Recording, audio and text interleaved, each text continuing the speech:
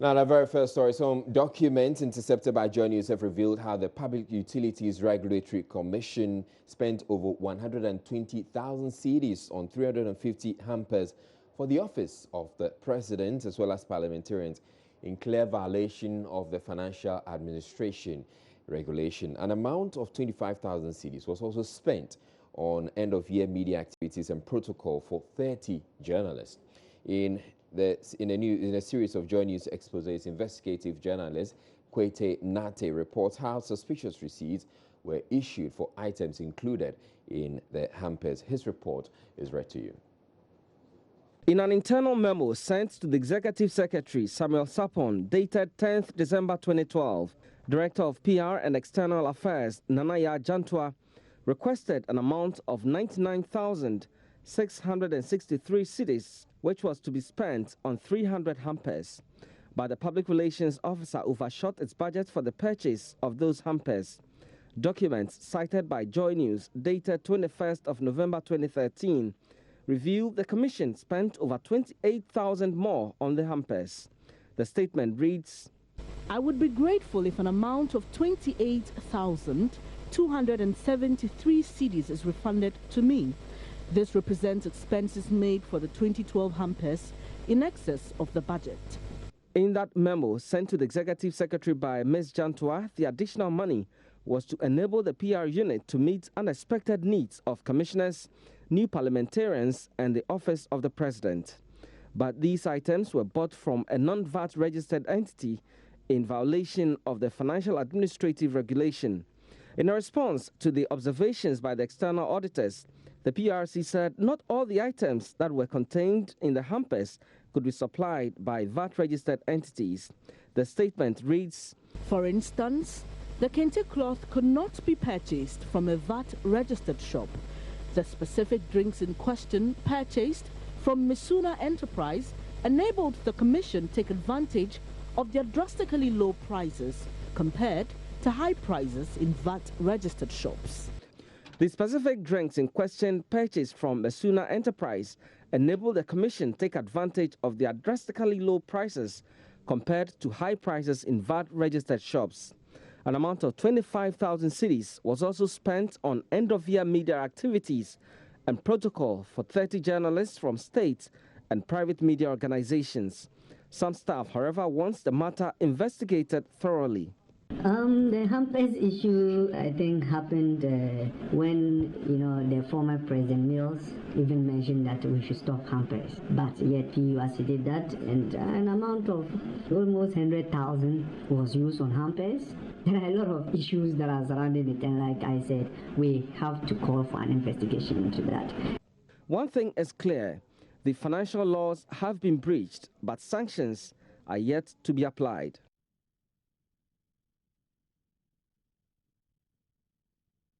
You had Kwete Nate's report read to you. Meanwhile, after 2 days of expose on the Public Utilities Regulatory Commission's expenditures, the Executive Secretary has been explaining these irregular payments into his personal account in violation of the Financial Act. Samuel Sapon says the 430,000 cedis for the major tariff review public hearings paid into his personal account were done on the advice of his former head of finance.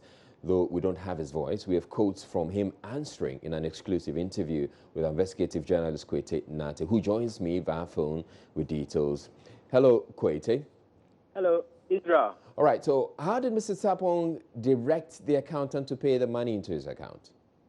Israel, in my interaction with him, and I want to quote what he said the money was transferred into his personal account on the suggestion of the head of finance, because he had exams to write. So they bought tickets for him to bring the money to Kumasi on Saturday. The ticket was bought, but it became wasted because the head of finance couldn't make the trip. So he even pleaded, the head of finance pleaded. In fact, he discussed it with the head of PR and External Affairs, Nanaya Jantua. He pleaded that if they can pay into an account. So before coming here, he spoke to ADB that they should transfer the money into his account. Usually when there are last-minute payments that they need to do, he usually gives out his account. So Nanaya even questioned why they needed to pay the money into someone's account, because she had worked in the public sector before. And the head of finance, according to the executive secretary, said so far as it's the chief executive's account, he had no problem with it. It was basically because of his exams. That's why he would not be able to send the money to Kumasi. So the executive secretary said that in places where he's not part of the program, he brings the money. All right. You also asked him whether the irregularity of someone paying the commission's funds into his account did strike him as odd. What was his response? He said no, he didn't see anything wrong with that. What for him would have been irregular was if the money was sitting in his account and he was using it. He only gave us his account to be used as a conduit, and he didn't direct. And for him, that week, he was even in Kumasi, where they were doing the stakeholder consultation, and he also had a funeral concerning his mother-in-law. So far as he was concerned, he only gave approval, and after the approval was given, his job was finished. The rest was how they got the money there.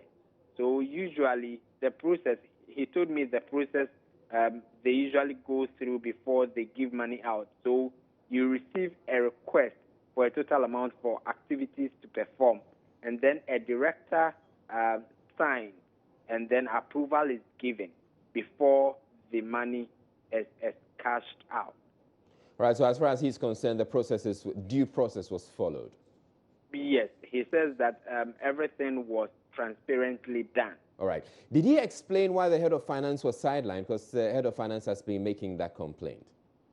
So he showed me some documents explaining the process they go through before money goes out. So first, the approval process.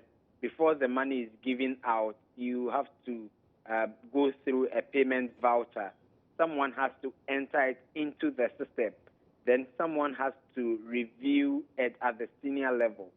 Then there will be an approval by a director who is a signatory before the receiver gets the money.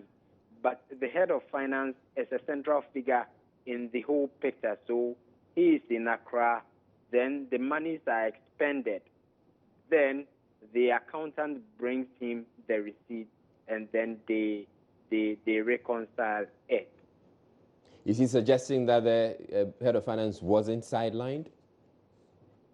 That's his point. All right. Did he find anything wrong with how the money from his account was spent? According to him, the amount was approved by him and other persons, the manager, the head of finance, and then the accountant.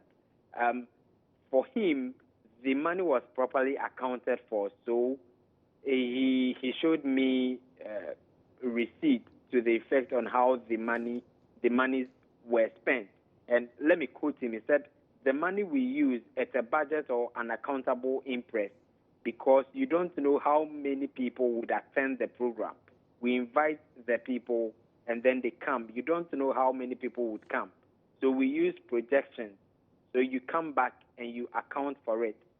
So out of the monies that were deposited in his account, the balance was 100,000, and he issued a check, and cash was paid to those who were organizing the road shows for the tariff hearing, for them to expend the remaining money. All right, thank you very much, Kwete Nate, who's our investigative journalist, and he's been working on these exposés at the Public Utilities Regulatory Commission, and certainly there will be more coming from Kwete in our subsequent bulletins. Moving on to other stories, the Catholic Bishop of Yendi has met with Islamic leaders in the northern region town of Bimbila, where recent clashes claimed 11 lives, mostly women and children. The meeting of the religious leaders was to discuss the best way to promote peace in the town, where chieftaincy dispute has resulted in violent clashes over the years. There have also been fears of possible reprisal attacks following the recent disturbances, which reportedly compelled school authorities to close down schools on Monday. A dash-to-dawn curfew is already in effect in the town following the recent violence over the enscarement of sub-chief. We are hoping to be joined on the phone by Nuhu Osman, who is a journalist with Matamo FM in Bimbila, and he attended the meeting and he will be sharing some details with us. It appears we do not have him at the moment, so we'll move on to other stories whilst we try and get him on the line. Education authorities in the Setre South District of the Ashanti region are contemplating closing down some schools affected by the weekend severe rainstorm. Many schools have had their roofs ripped off, and authorities say it is becoming increasingly difficult to find temporary learning facilities for students. Nana Senso-Mensah reports. A number of schools, including Jamasi SDA JHS, LA Experimental, and Edujafi Senior High School at Jamasi, Bipua, and nearby communities suffered extensive damage to their structures. Authorities said they are considering moving stranded students to other educational facilities or closing down affected schools. Jocelyn Asante Boama is District Educational Director. It's severe, serious, so that the children will not get hurt. In addition, we are now assessing. So you have to get a holistic view of what is happening. Then we can take a solid decision. If it becomes necessary to even go on break for a day or two, for some of, especially where the small children, kindergarten and lower primary, we'll do that. So that as early as possible, we are asking the assembly, I've talked about it already, to help us fix the rooms where it was only the roofs that were affected. And then we'll take time to fix the block work. So that's what we are doing. Immediately, that is, it will be difficult to say. Another alternative is to get tents. But it will be difficult to say we're going to go in for tents because, again, even with the roofs that have been nailed, when it rained, look at what happened. How much more tents, you understand? The wind can lift them up and so on. So for a day or two, I don't think it will cause too much of a problem. And then later, we'll be communicating to our teachers. They will find ways to do remedial teaching to make up for the lost time. Presiding member for the Setre South District Assembly, Michael Opoku, assured victims of swift action to provide relief. We get to know the number of roofing sheets probably may be needed. We'll look into the Assembly's corpus and find out whether we can get some money so that we get some relief items to send to those people. These are some of the measures, the immediate measures that we can take. But for the schools, we'll meet the director. Those that we think is unbearable, we'll ask the students to go home, the pupils to go home, in the interim. They'll get to know how best we can solve that problem. Nana Senso-Mensah reporting for Joy News. You're watching Joy News Prime. We're taking a break. Still to come, President Akufo-Addo joins veterans to commemorate 28 February Christian Box Crossroads shooting, which this year saw a reenactment of events of that fateful day.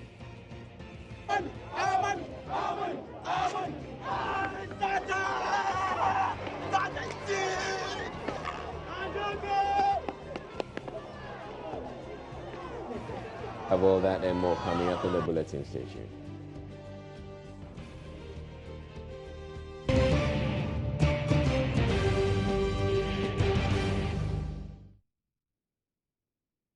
President Akufo-Addo has commended veterans involved in the 28th February Crossroad incident for putting their lives on the line to start what later became the independence struggle that birthed the independence of the then Gold Coast. The president gave the commendation after a wreath-laying ceremony at the Nationalism Park to honor Sergeant Ajete Corporal Atipo and Private Todati Lamte, who were shot and killed by the police some 69 years ago.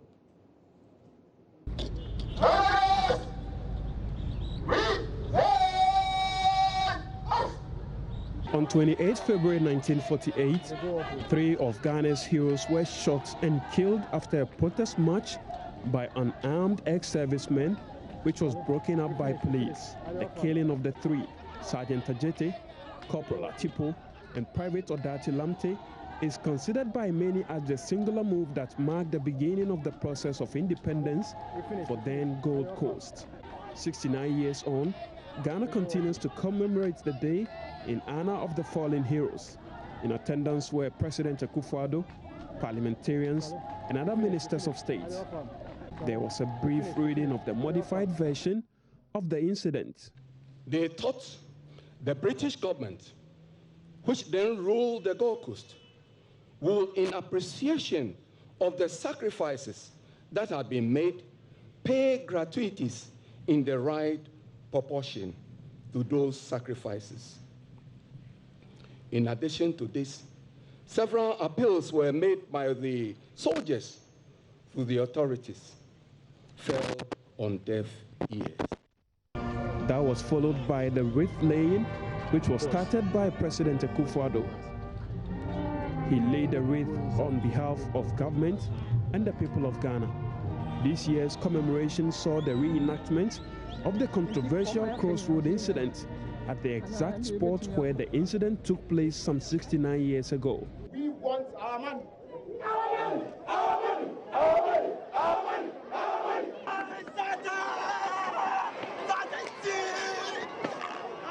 Hey, you! This is just the beginning.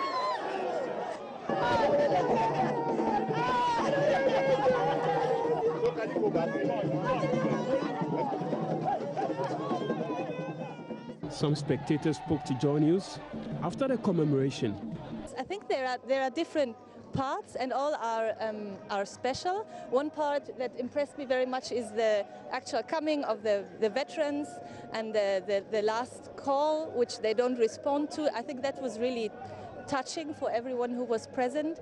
I was seated right next to the family of the veterans, and I really think that it's something that is worth commemorating and that should be commemorated. It has been very beautiful this year, but the really new thing is the enactment, and I appreciated that very much, particularly the women. Impressive. Yeah, the crowds. So what are the things you are taking from today's program? That it's important. As a researcher. Yes, that the capacity to organize such an event is impressive in Ghana, and the capacity to bring such a crowd of actors on the ground and to really do an authentic reenactment, I think that's moving. So you give me your name again? I'm Professor Lenz from Germany. I think it's something we should do it every year, and then we should publicize it more so that people from other regions, not students only in Accra here, to participate and then see what they did for us, and then see how they actually lost their life to save the nation. President Akufo-Addo lauded the bravery of the veterans. It also gives me an opportunity to come and express the gratitude of the Ghanaian people through me, their president, for the sacrifices that our men of arms make, that people who are prepared to lay down their lives to secure the peace and tranquility of other people. They are prepared to put their lives on the line in defense of their country, defense of its integrity and of its peace. For me, you are special people, and I thought I should come here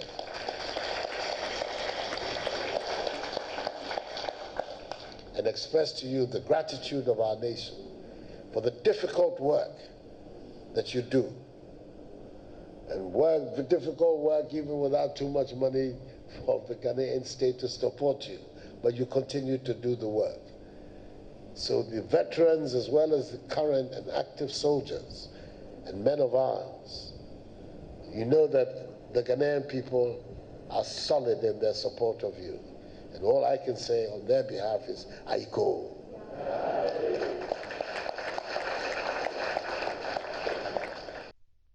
Now, a major challenge confronting Accra over the years has been disposal of fecal matter. The practice for many years has been dumping of the liquid waste directly into the sea by sewage trucks, the main source of a long-standing rift between the Environmental Protection Agency and the Accra Metropolitan Assembly. There's, however, been some positive developments in the last few months since the Lavender Hill Fecal Treatment Plant was opened. Joy News' Joseph Akable has toured the facility and has more in this report. Facility, as many as 4 trucks could be seen coming in to dump fecal matter for treatment, with over 200 trucks expected to pull through daily.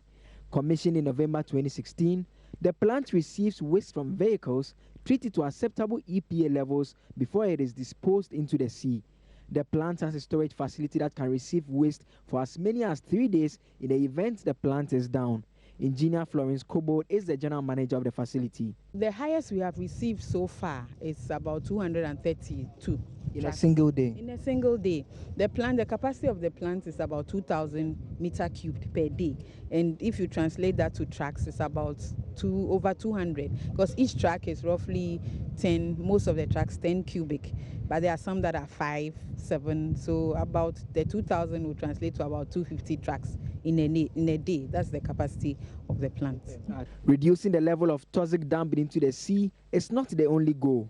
There are equipment in place to begin generation of power from the waste in 5 months. Yes, it will take place. Like I told you, from the dewatering stage, the effluent will now come into the USB, where we are standing now, USB, upflow anaerobic sludge blanket. That is where the treatment itself, that is what we are charging now. I told you it's a biological process. So that is where the gas will be generated on top of this tanks you see here. So the gas that will be generated, if you turn to this side, you see these cylindrical machines. The gas will be tapped and it will be cleaned, purified. You know, the gas is not just methane. We have methane, hydrogen sulfide, and then carbon dioxide. And it's just the methane we need for the gas we need to be able to generate electricity. So the treatment plant owned by the Zoom Lion Group appears to be saving the sea.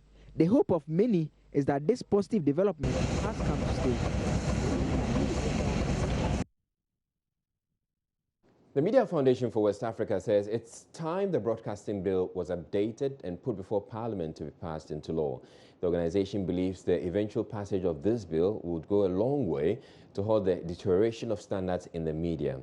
After a series of meetings with radio stations owners across the country, the foundation says it's also become apparent urgent reforms are needed to resolve several challenges facing broadcast stations. There's more in the following report. The draft broadcasting bill was put before Parliament in 2015, but after review by the then Attorney General Marietta Brew Apiopong, issues such as the constitutionality of the bill and the relationship between the NCA and the NMC were pointed out for further clarification. Thus, the bill was sent back to the drawing board to update the document and take those questions into consideration. Executive Director of the Foundation, Suleiman Abraima, pointed out the numerous challenges currently facing broadcast stations in the country. First of all, it was realized that in terms of professional standards in the broadcast industry, at least using those stations that were visited as a sample, there was a rising spate of unethical conduct and ethical violations in the media industry or the broadcast sector.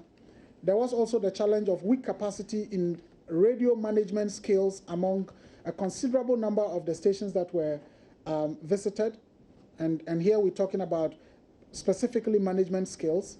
There was also the challenge of the absence of documented editorial policies in many radio stations, as well as the absence of human resource policies.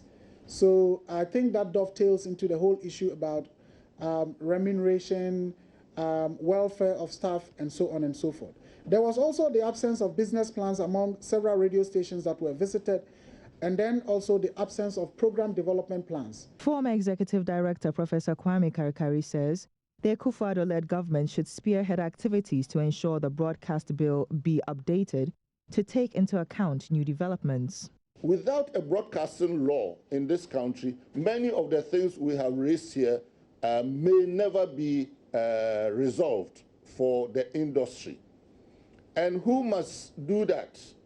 There has been a coalition of civil society organizations even including previously some MPs. And a proposal for a bill was drafted many years ago. The bill itself has been with, I suspect, Parliament or the Attorney General's office or the office of the President, I don't know where, but there is a bill. In my view, not the Media Foundation's view, in my view, that bill is old. Many things have happened since that bill was drafted, for instance, digital migration and so on. So I think that that bill needs to be reviewed, to be updated, and then presented to Parliament.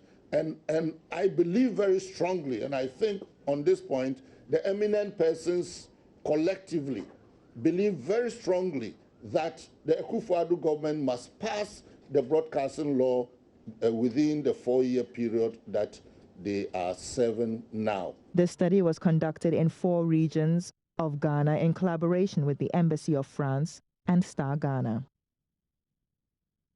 Now, still to come in the bulletin, the just exited NDC administration has pried blame for recent challenges with supply of electricity, insisting it invested well enough in the sector to ensure there is adequate supply for the entire country. The evidence of doing so today cannot, Mr. Speaker, be attributed to the past administration. Not in the least, no way. Because we took all the difficult decisions. And why is the President of the National House of Chiefs and Council of State member Togboya further suing the Military High Command as well as the Ministry of Defense? Stay tuned for the details. We are next. Stay tuned. Now, the previous NDC administration has parried blame for the current instability in the country's power sector. Former Deputy Power Minister and NDC MP for Wipe, John Jinapor, contributing to Parliament's ongoing debate on the President's State of the Nation's address delivered last Tuesday, told the House the Mahama administration invested enough to ensure there would be enough electricity to go around. Joseph Opoku-Gakpo has more. Mr. Jinapor told Parliament the previous administration put in place all necessary measures to ensure uninterrupted power supply before exiting power. Having gone through this and having taken these difficult but necessary measures, Mr. Speaker, I wish to state on authority, and I'm convinced that under no circumstances, Mr. Speaker, should do so revisit us. Mr. Speaker, the current challenge we are facing, the current doom that we are facing, the prevalence of doom today cannot, Mr. Speaker, be attributed to the past administration. Not in the least, no way. Because we took all the difficult decisions. Mr. Speaker, we worked tirelessly. The whole of last year, we had reliable power, we had sustainable power. The FPO went off, FPO went off for 2 months. We never had this. Also contributing to the debate, NPP MP for Adentan, Yabuabin Asamoah, suggested there may be attempts by officials appointed by the previous administration to sabotage the current administration. You come into a transition and you inherit a staff, you inherit an organization, and you believe that that organization has been specifically targeted and staffed with sympathizers of the other party who may not be on the same wavelength with you, either ideologically or even in implementing your vision. What do you do, Mr. Speaker? I believe Schedule 14, Section 14, which is the Schedule to Act 845, is inadequate to deal with political appointments and those who must automatically step down when a new president comes into being. Mr. Speaker, even those who manage public utility facilities, sanitary facilities, accept that when a new government comes, they must move aside for the new government people to take over. Why are certain persons in certain organizations at the highest level pretending that nothing has happened yet? Mr. Speaker, this act does not take enough cognizance of the number of agencies, number of public entities, the personnel of which must change in order to give the new government leeway to deliver on its vision and its promises. NDC MP for Akachi North, Peter Nochu, challenged the president to extend the payment of teacher training allowances to university students as well. We know very well that it is not only the colleges of education in this country that train teachers for us. And as I said earlier, whatever is good for the goose should be good for the gander. We have University of Ghana also training teachers, the Faculty of Education over there. Such teachers should also be brought onto the program if we want to be sincere and fair to them. We have University of Education also training teachers for our institutions, as well as University of Cape Coast. They are all teacher trainees. And once teacher education or colleges of education are tertiary institutions, it is just proper that these institutions where they train teachers are also brought on board to benefit from the teacher trainee allowances. Thank you. A claim by the NDC MP for Pando, Dela Soa, that the president's address was partisan, drew heckling from members on the majority side.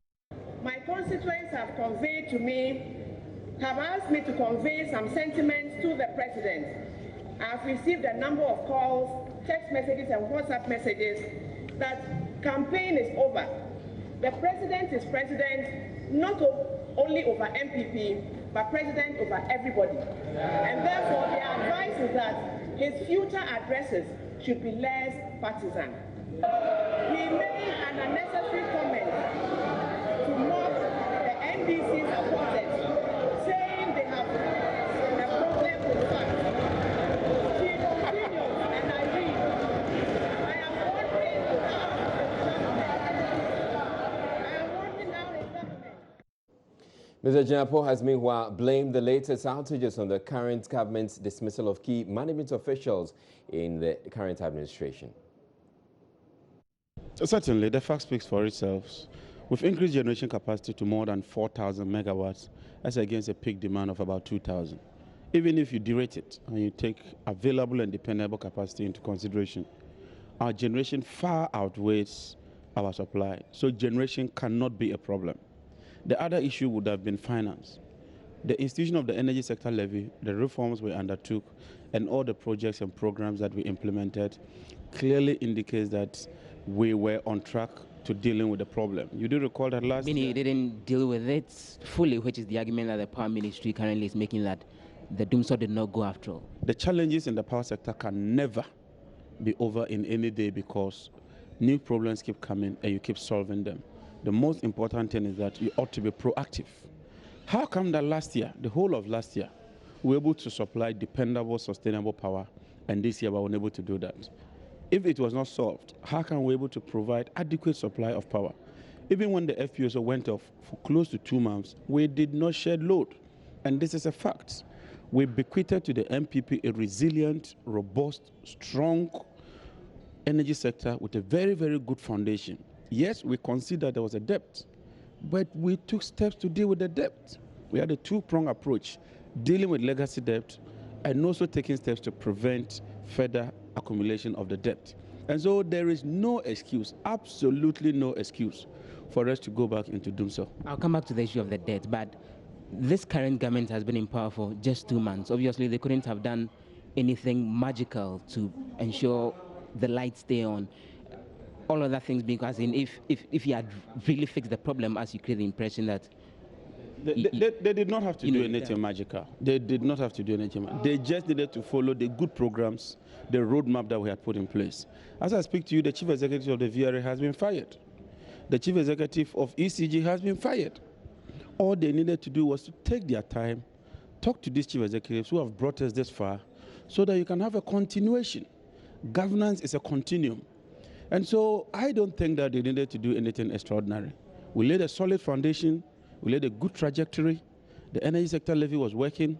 We took steps to ensure that we reduce the losses. And all they needed to do was to follow those steps and take their time. It's as simple as that. The argument is that even during your time, we still have the situation of the lights going out. So if it's continuing, then it's the mess in code that you created that wasn't fixed after all. The people of Ghana will tell you that they didn't experience this level of doomsday and arrest. This pervasive, debilitating doomsday that we're experiencing, we did not experience that last year. Your point is that it's worse today than it was under your regime? Energy is such that once in a while you might have a challenge. But immediately you have that, you deal with that. But more importantly, you must come clear with the people of Ghana. Has this government considered that we're under doomsday? They are even refusing to conceive that we are under doom. So when we have challenges, we're frank, we're honest, and we communicate to the people of Ghana. And so let them open up, let them be transparent with us, so that together we can solve this problem. Energy analyst Kojo Poku, however, disagrees with Mr. Jinapo. He says Ghanaians must hold the NDC government solely responsible if the country returns to darkness, explaining the previous government's inability to tell Ghanaians the truth about the past situation has brought us where we are. He spoke on today's big story. That amount he's quoting is as at August. As at August. It's an August figure that was given to the World Bank. Okay. Okay. So minus what till today? August, September, October, November, December. Okay. Okay. So that's on authority that look, the figure he has is the figure as August. As at August, it was 1.3. But like I said, we've run the country on crude oil. And not only are we running on crude oil, all the MDCs, all the MDAs and the SOEs are not paying their bill. Right. So there are various areas that even as we speak, 6 weeks into the new administration, we have not put the prepaid meters where we're supposed to put them. The SOEs and the MDAs are still putting up these costs. So the cost from the 2.4 billion now is no longer 2.4 billion. Right. When we are to go and do the audit now, I can assure you that it has increased. So until something is done immediately to ring fence and stop the incurring of cost, you can come and say, look, it's 1.3. This person can say it's 2.4. Whether there was a swallow by Jonah to the whale or the whale swallowed Jonah, there was a swallow. There is a debt that we have to look out for as a country. How do we pay for it? Let's not play politics with it. Now to the rest of our stories. In presence of the National House of Chiefs, Togbe Afede the 14th has sued the Chief of Defence Staff, the Attorney General, and 2 others for invading his privacy. The suit has to do with property development adjacent to his home, he says, is posing a nuisance in more ways than one. The suit filed on the 28th of February 2017 is asking the court to restrain the defendant from any further development or construction of the wing of a structure that overlooks his home, arguing this violates his right to privacy. Francis Javier Sosu, who is representing Togbe Afede in this case, joins us live now with more on that. Good evening, Mr. Sosu. Good evening, Israel, and a very good evening to your cherished viewers. All right, thank you. Now, we want to understand what it is that is making Togbe Afede sue the Chief of Defence Staff and the Military High Command.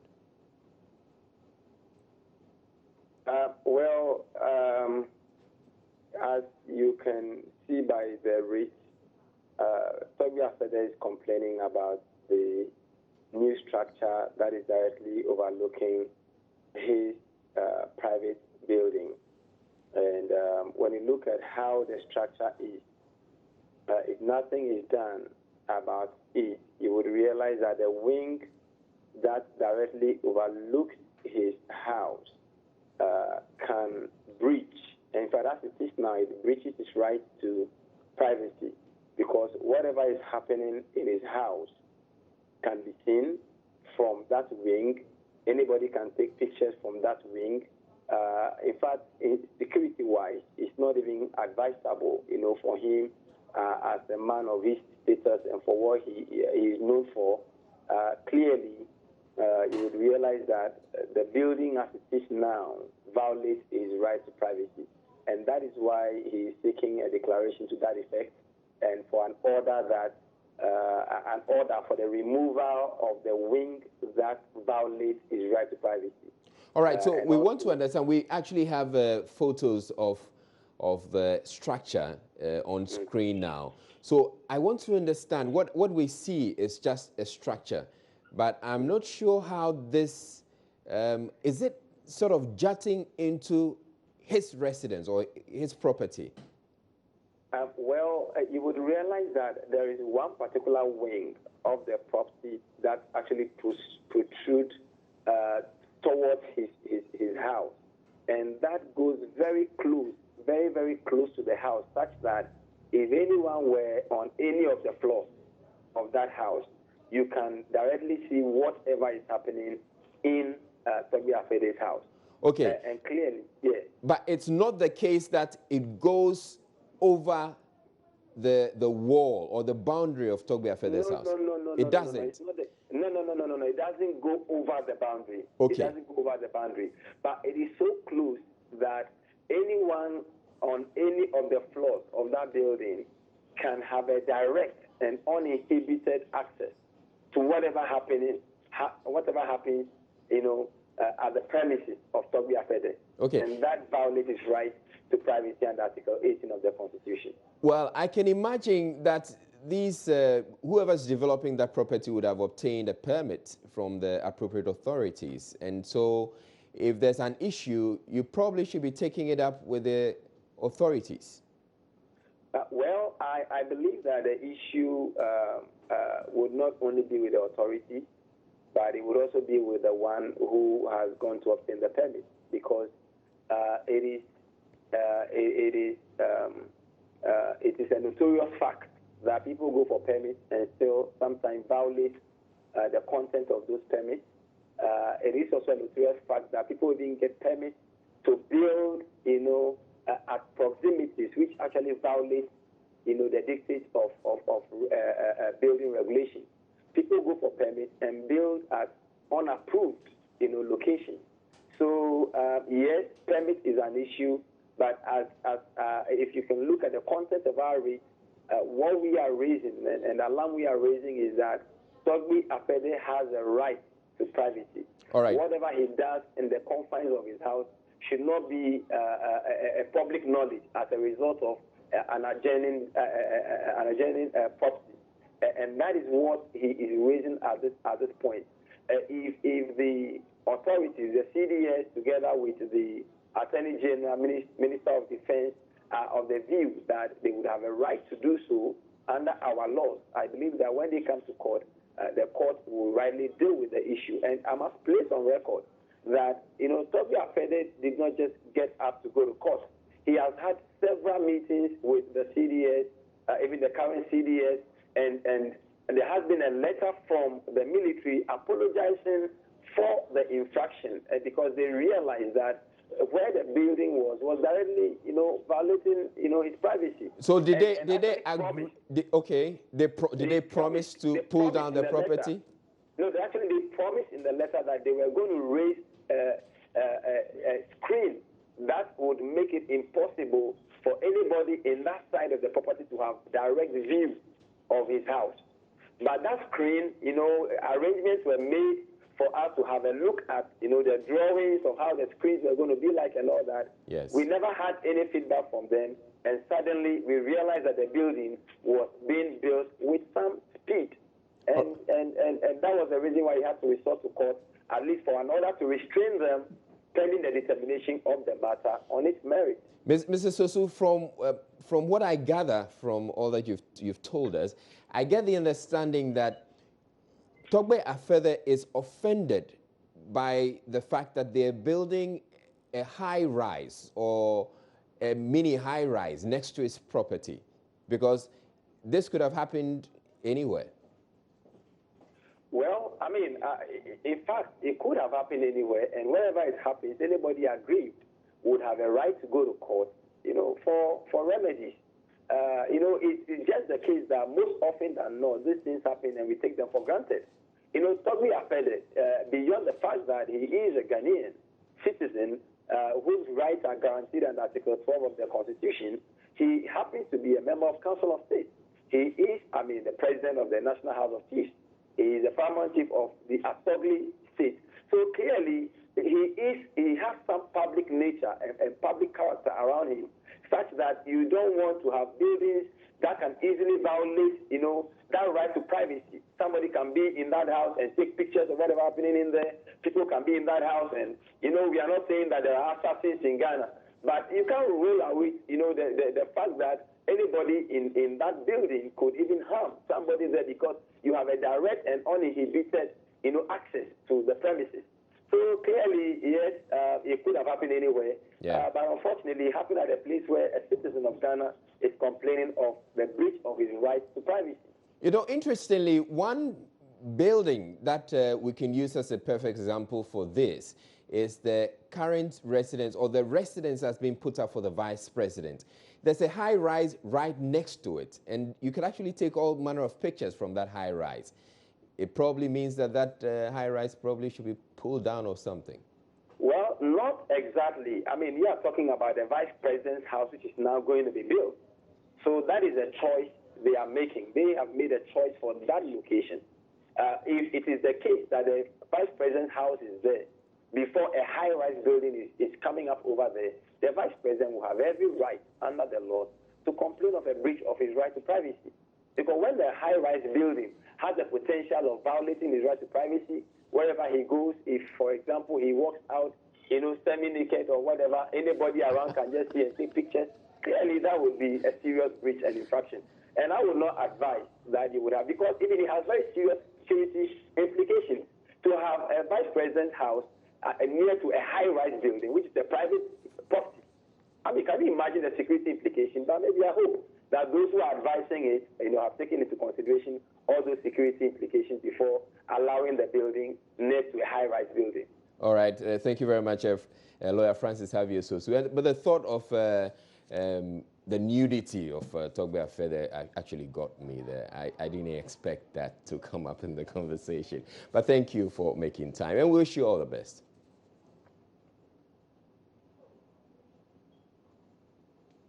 All right, and moving on, former presidential spokesperson Ben Doche Malo has described his time at the presidency as challenging, but an opportunity he doesn't regret taking. Speaking for the first time about his experience as spokesperson for President John Mahama, Mr. Malo said he tried his best to make the presidency shine, although he won't comment on the president's reaction to his exit. He admits the timing was unfavorable. Before his job at the presidency, there were concerns he may not survive in the Ghanaian local politics, a notion which appeared to have been confirmed following his exit after just a year. But speaking exclusively to Gifty and to appear on the pause earlier, Mr. Doche Malo said although joining the John Mahama administration came with significant challenges, it's a privilege he does not regret. You get along well with the people at the presidency? As best as possible. As best there as were possible. many, many good people who were ready for us to join forces together, not in a one-man or one-woman fashion. You work very well with Standogbe. Yes. How was the relationship interestingly, we wouldn't have the time to get into the personal elements. Interestingly, he's an old student of Keta Secondary School. I know. So we did the best we could.